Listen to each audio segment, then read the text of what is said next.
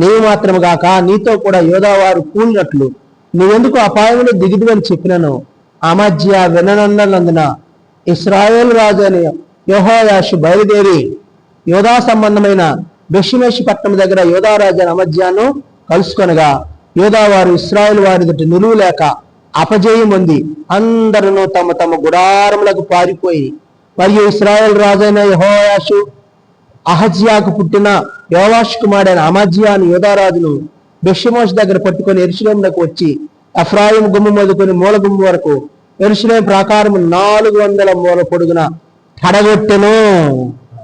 ఏం చేశాడంట? కాబట్టి ఇక్కడ మనం చూస్తున్నాము మరి 400 ఇది రాజుల గ్రంథమా? 2వ దినవృత్తాంతంలో నేను 2వ రాజుల చదివాను.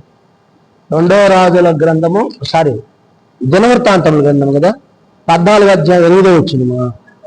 ఆ కాలమైన డాళ్లను ఈటలను పట్టుకొని 3 లక్షల మంది యోధావారును కేడములు ధరించి విల్లువేయి 2,50,000 మంది బెన్యామీనులను కూడిన సైన్యము ఆసాకు ఉండెను.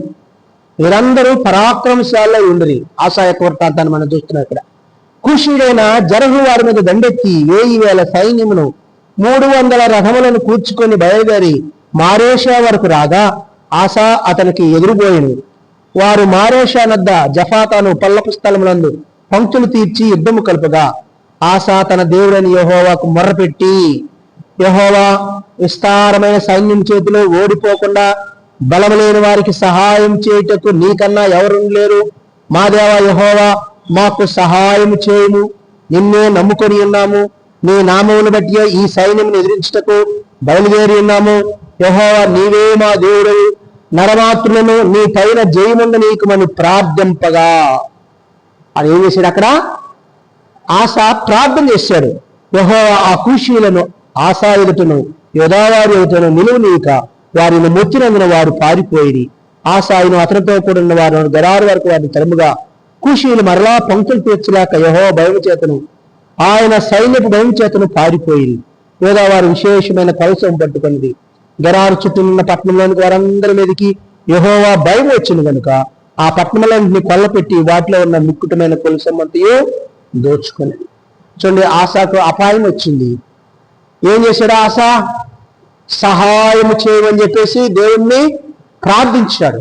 ఎప్పుడైతే సహాయం చేయమని దేవుని ప్రార్థించాడో వెంటనే దేవుడు ఏం చేశాడు?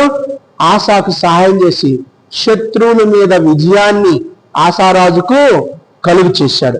శత్రువుల మీద విజయాన్ని ఆశారాజు కలిగి. అయితే కొంతకాలమైన తర్వాత ఆశారాజు మీదకి ఇశ్రాయేల్ రాజు అయినటువంటి బయేషా అనేటువంటి ఆయన యుద్ధానికి రాగా ఆశా ఏం చేయలేదంటే ప్రార్థన చేయలేదంట. అప్పుడు చూడండి, ఎందుకని క్షేమం ఇచ్చాడు కదా, ఇంకా నాకు ఎవరులే అని చెప్పేసి నాకు కావాల్సినంత సైన్యం ఉంది, నాకు కావాల్సినంత ఉందని వెర్రవేగాడు.